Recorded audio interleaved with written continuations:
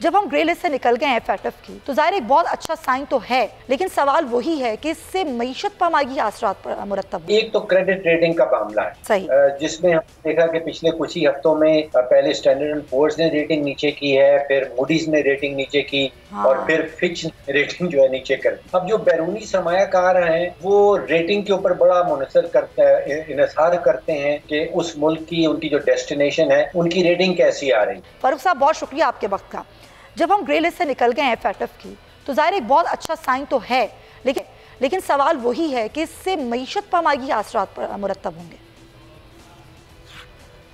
तो ये तीन बड़ी चीज़ें जो FATF की ग्रे लिस्ट से निकल जाने के नतीजे में सामने आती हैं।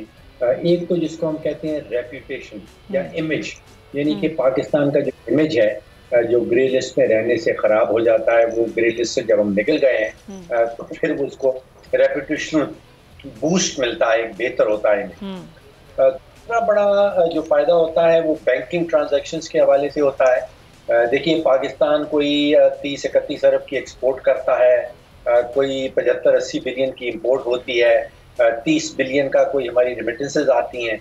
तो बैरूनी दुनिया से हमारा कोई 130-135 अरब डॉलर का एक गहरा ताल्लुक है, और वो जब बैंकिंग सिस्टम पे आता है और ग्रे लिस्ट में अगर मुल्क होता है तो एवरीथिंग स्लोज डाउन। वहाँ पे ग्रे लिस्ट को एक्चुअली टेक्निकली कहा जाता है इंक्रीज्ड मॉनिटरिंग लिस्ट, यानी कि इजाफी निगरानी की लिस्ट। तो जो भी ट्रांजैक्शन हमारी बैरूनी दुनिया से होती है उसके ऊपर इजाफी निगरानी आ जाती है, बैंक देर करते हैं। तो एक फ़ायदा ये हो जाएगा कि बैंकिंग ट्रांजैक्शन जो है वो ज़्यादा एफिशिएंट हो जाएंगे। अब ये कहा जा रहा है कि बैरूनी सरमायाकारी, जिसको फॉरेन डायरेक्ट इन्वेस्टमेंट कहते हैं, उसमें शायद कुछ कदरे बेहतरी आ जाए। अच्छा, लेकिन एक सवाल है बड़ा इंपॉर्टेंट खुर्रम साहब, कि सिर्फ मालियाती लेन देन पे ही रखें कि अल्लाह ना करे मुस्तकबिल में अगर ग्रे लिस्ट में दोबारा ना डले तो सिर्फ जो लेन देन है माली सिर्फ उसी को देखना होगा, या जो फिर हमारी ग्राउंड रियलिटीज हैं उनको भी ठीक करना होगा, जो जमीनी हकायक जिसे हम कहते हैं? देखिए, तीन चीजें जो डायरेक्टली करती हैं फॉरेन डायरेक्ट इन्वेस्टमेंट के हवाले से, वो एक तो क्रेडिट रेटिंग का मामला है। सही, जिसमें हमने देखा कि पिछले कुछ ही हफ्तों में पहले स्टैंडर्ड एंड पुअर्स ने रेटिंग नीचे की है, फिर मूडीज ने रेटिंग नीचे की, और फिर फिच ने रेटिंग जो है नीचे कर दी। अब जो बैरूनी सरमायाकार हैं वो रेटिंग के ऊपर बड़ा मुनसर करते हैं, इन्हिसार करते हैं कि उस मुल्क की, उनकी जो डेस्टिनेशन है, उनकी रेटिंग कैसी आ रही।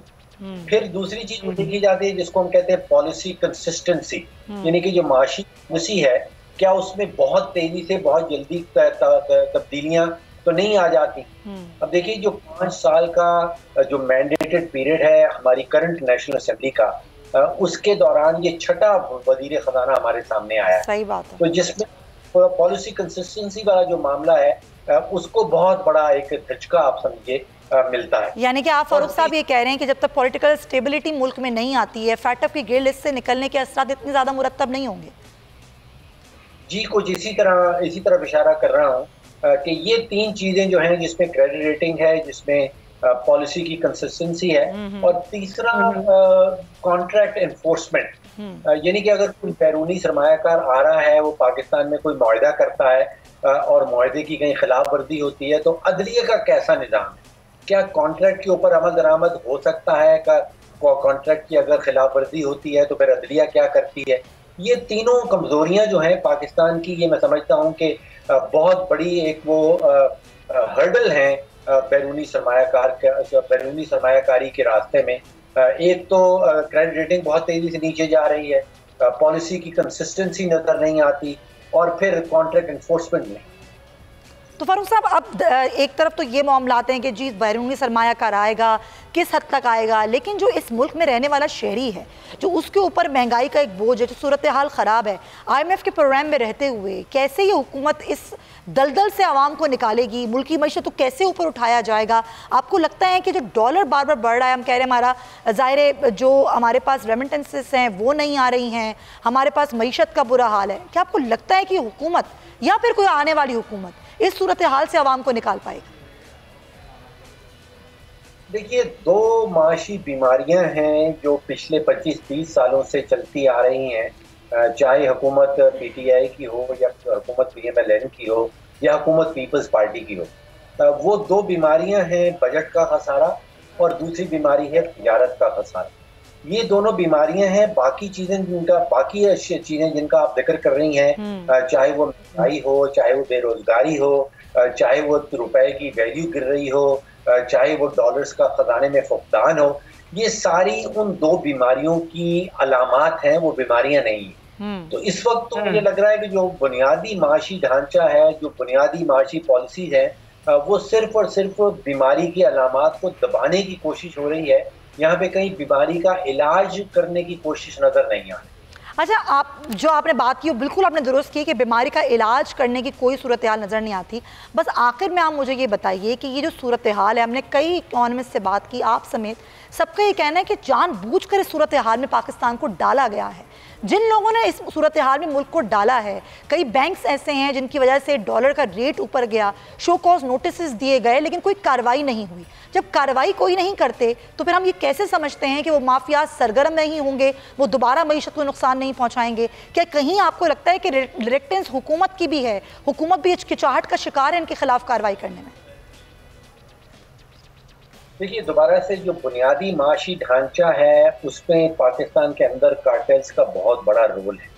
चाहे वो चीनी का कार्टेल हो, चाहे वो अब बिजली का कार्टेल बहुत बड़ा बन गया है, इसी तरह गाड़ियां बनाने की जो ऑटोमोटिव इंडस्ट्री है वो बहुत बड़ा कार्टेल है। आज पिछले 25 से 35 साल की आप तारीख देख लें, ये कार्टेल जो है कोई भी हुकूमत इनको तोड़ने में कामयाब नहीं हो पाई। चाहे वो पीपल्स पार्टी हो, चाहे वो PMLN हो, चाहे वो PTI हो, ये कार्टेल्स अपना रोल प्ले करते हैं और फिर इसको हम कहते हैं प्राइस इनलास्टिक, यानी ये अपनी मुंह मांगी कीमत जो है वो मांगते हैं। इनका बोझ जो है वो 25। क्या इसकी वजह ये शॉर्ट अपना एक उस पे दीजिएगा फारूक साहब कि इन कार्टेल्स का हिस्सा खुद होती है हुकूमत? कुछ लग रहा है ऐसा ही है कि या तो कार्टेल बहुत दलेर हैं, बहुत ताकतवर हैं, और या फिर हुकूमत के कुछ एलिमेंट जो हैं ये वजूहात भी हो सकती हैं। Thank you so much for your time. अगर आपको ये वीडियो पसंद आई है तो सब्सक्राइब करें और बेल आइकन पर क्लिक करें।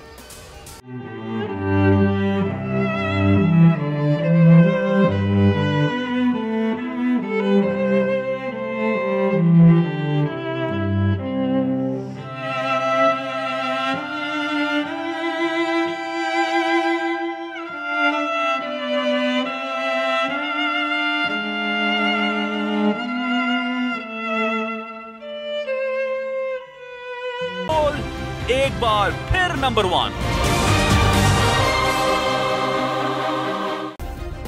सब्सक्राइब करें और बेल दबाएं ताकि कोई खबर रह न जाए।